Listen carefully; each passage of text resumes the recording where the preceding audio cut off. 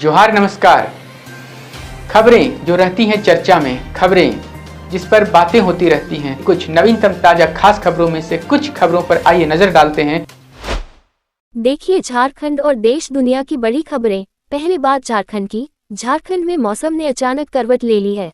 राज्य के अधिकांश हिस्सों में अगले 4 दिनों तक तेज बारिश, आंधी तूफान और वज्रपात की चेतावनी जारी की गई है। भारतीय मौसम विज्ञान विभाग ने 72 घंटे के लिए येलो अलर्ट जारी करते हुए लोगों को सतर्क रहने की सलाह दी है। रांची वासियों को एक ऐतिहासिक क्षण का साक्षी बनने का अवसर मिला, जब शहर में पहली बार भारतीय वायुसेना का भव्य एयर शो आयोजित किया गया। ये शानदार आयोजन सुबह नामकुम स्थित खोजाटोली आर्मी ग्राउंड में हुआ, जहां भारतीय वायुसेना के जाबाज योद्धाओं ने आकाश में अद्भुत हवाई करतब दिखाकर दर्शकों का दिल जीत लिया।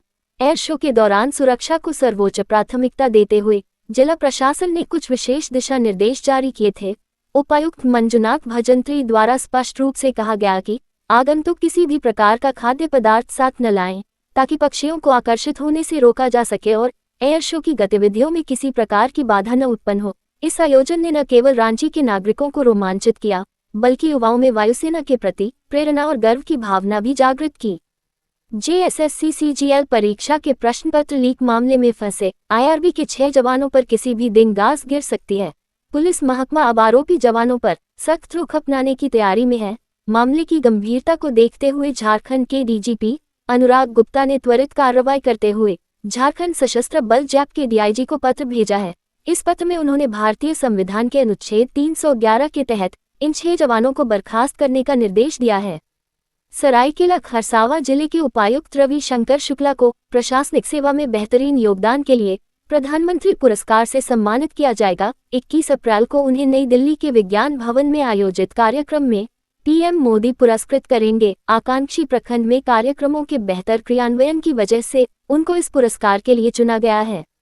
उच्च न्यायालय रांची के निर्देश पर माननीय न्यायायुक्त सह अध्यक्ष जिला विधिक सेवा प्राधिकार रांची के मार्गदर्शन में सचिव श्री रवि कुमार भास्कर के द्वारा कोतवाली थाना रांची से समन्वय स्थापित कर मानसिक व शारीरिक रूप से विक्षिप्त पीड़िता पिंकी कुमारी को उचित इलाज के लिए रिनपास में भेजा गया। ज्ञात हो कि इससे पूर्व दालसा सचिव श्री रवि कुमार भास्कर स्वयं पीड़िता के पैतृक आवास स्थान महावीर चौक दुर्गा मंदिर ट्रस्ट के समीप पहुंचे एवं पीड़िता पिंकी कुमारी के परिवार वालों से मिले। पीड़िता पिंकी कुमारी के मानसिक और शारीरिक रूप से विक्षिप्त प्राप्त होने पर पीड़िता को अविलंब जिला विधिक सेवा प्राधिकार रांची लाया गया।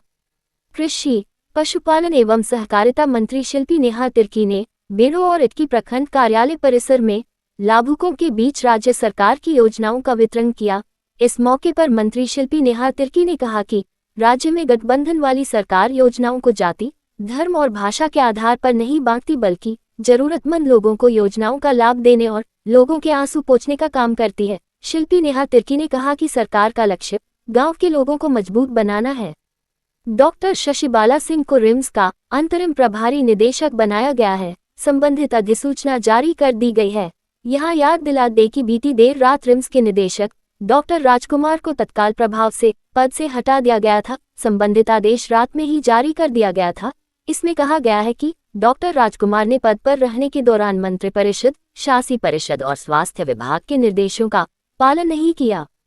रिम्स व शासी परिषद की बैठक के बाद से ही रिम्स पर एक्शन देखा जा रहा है। पहले डायरेक्टर डॉक्टर राजकुमार की छुट्टी हुई, अब रिम्स में तैनात होमगार्ड जवान को हटाने की कवायद शुरू हो गई है। इसका फैसला भी बैठक में लिया गया था। अभी रिम्स में 400 होमगार्ड जवान तैनात हैं। मरीज और उनके परिजनों के साथ इन सुरक्षा कर्मियों के दुर्व्यवहार की कहानियां काफी सुनने में आती रही हैं। झारखंड पुलिस अब आर्मी के जवानों की तरह ट्रेंड होगी। सेना के जवान झारखंड पुलिस बल को ऑपरेशनल सहयोग देंगे, साथ ही ज्वाइंट ट्रेनिंग में भी शामिल होंगे। इन मुद्दों को लेकर शनिवार को रामगढ़ के पंजाब रेजिमेंटल सेंटर में एक सिनर्जी कॉन्क्लेव का आयोजन किया गया। झारखंड में लापरवाही मामले में 4 अफसरों को नोटिस जारी किया गया है। सभी अफसरों को 3 दिन के भीतर जवाब देना होगा। पूरा मामला राजस्व हानि और विद्युत उत्पादन में लापरवाही से जुड़ा है, जिसे लेकर GM अमर नायक ने सभी को नोटिस जारी किया है। वक्फ कानून को लेकर चल रहे विवाद के बीच गोड्डा सांसद ने एक विवादित बयान दिया है। उन्होंने ये बयान वक्फ संशोधन कानून और पॉकेट वीटो लेकर दिया है।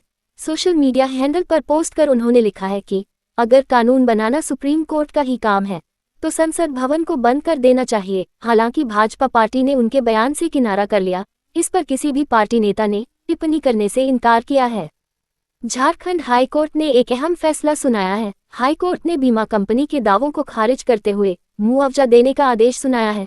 कोर्ट ने कहा कि बीमा धारकों ने बीमा भुगतान के लिए गलत पॉलिसी नंबर दिया है। सिर्फ इस आधार पर बीमा कंपनी अपनी जिम्मेदारी से मुक्त नहीं हो सकती। कोर्ट ने कहा कि दावेदारों की गलत पॉलिसी नंबर देने से बीमा कंपनी की जिम्मेदारी खत्म नहीं हो जाती। रांची के गोंदा थाना पुलिस ने कांके रोड स्थित फेस पेटल नाम के दुकान में दिनदहाड़े हुई लूट का खुलासा करते हुए दोनों अपराधी को गिरफ्तार किया है। गिरफ्तार अपराधियों में सुखदेवनगर थाना क्षेत्र के रहने वाले मेहुल कुमार और अमनजय सिंह शामिल हैं। इनके पास से एक देशी पिस्टल और एक i10 कार बरामद की गई।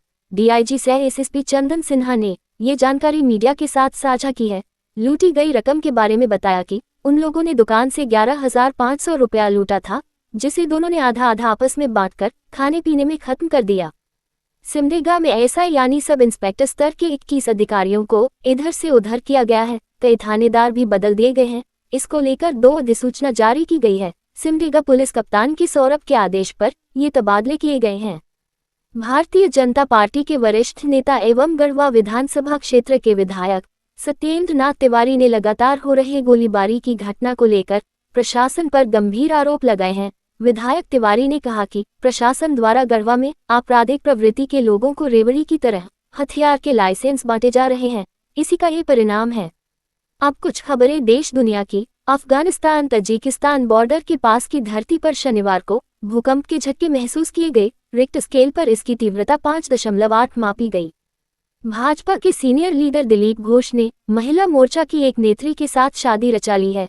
61 साल की उम्र में दिलीप घोष ने ये शादी की। उनकी दुल्हन का नाम रिंकू मजूमदार है, जो महिला मोर्चा की नेता है। शुक्रवार को दोनों ने अपने करीबियों की मौजूदगी में शादी रचा ली। दारोगा ने आईएएस अफसर अवर सचिव को हड़का दिया। सोशल मीडिया में वीडियो वायरल होने के बाद एसएसपी ने दारोगा को लाइन अटैच कर दिया है। वीडियो में अवर सचिव के साथ दारोगा जिस लहजे में बात कर रहे हैं, उसने पुलिस की कार्यशैली पर भी सवाल खड़े कर दिया है। मामला उत्तराखंड के देहरादून का है।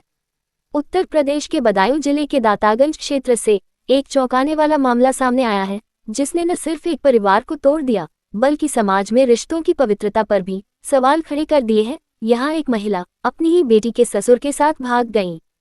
सास दामाद के प्यार की चर्चा के बीच एक और बड़ा कांड हो गया है। एक समधी अपनी समधन को ही लेकर भाग गया है। इस मामले में समधी समधन की तलाश की जा रही है। इधर इस मामले को लेकर भी इलाके में चर्चाएं गर्म हैं। मामला यूपी के बदायूं का है, जहां एक महिला को अपनी बेटी के ससुर से प्यार हो गया, जिसके बाद दोनों फरार हो गए। तो कैसी लगी आपको हमारी ये खबर, ये हमें कमेंट बॉक्स में लिखकर जरूर से बताएं। और ऐसे ही नवीनतम ताजा अपडेट्स, खास खबरों से रूबरू बने रहने के लिए बने रहे हमारे संग। कैमरा के पीछे से मेरा सहयोग कर रहे अजय महतो, आनंद चौहान और युगल किशोर भगत के साथ मैं विजय दत्त पिंटू रांची।